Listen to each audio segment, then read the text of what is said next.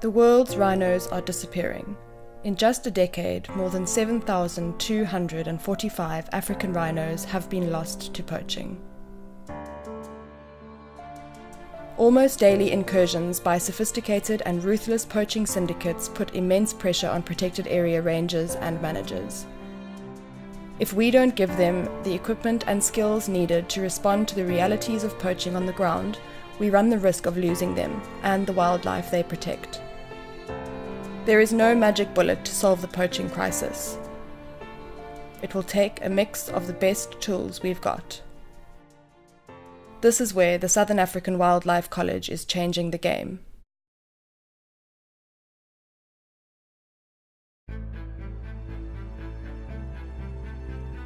One of the major challenges facing conservationists today is the increase in the rhino poaching, and the college uses a four-tiered approach to help train our field rangers. Some of the college's most innovative work is done by its canine and aerial units. Free-running pack dogs are achieving things in the field that have never been possible before.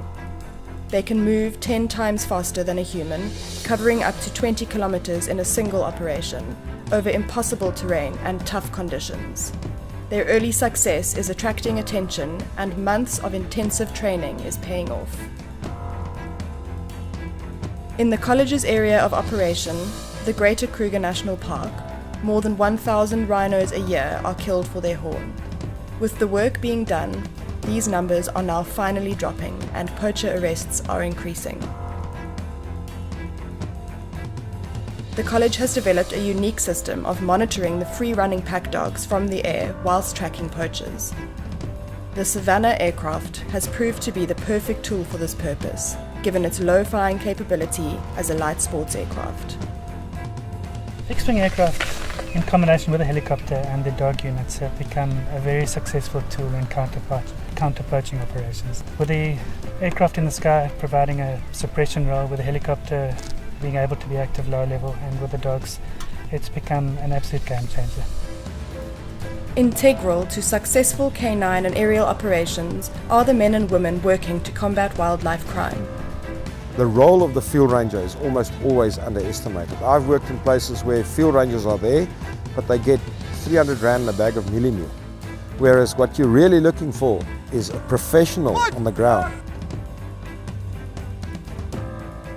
There is no doubt that if we are to win the war against poaching, communities have to benefit from wildlife and protected areas via tourism.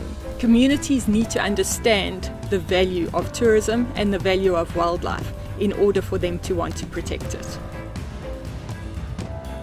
The challenges are immense, but with training, planes, pack dogs, rangers and a supportive community, we can turn the tide. And rhino and other vulnerable wildlife will stand a chance. I'm here like standing between the poacher and the rhino. I'm like a shield to the rhino. I have learned 1,000 of things that I never expected, the things that I never even thought I was going to learn. I'm assured that the wildlife in Malawi will be protected, and that even the future generation will also benefit from the wildlife. We are very lucky to have some strong donor support, but we are always looking at exploring new technologies and new training approaches. And we're always looking for new donors to come on board and get behind training students to the highest caliber possible for Africa.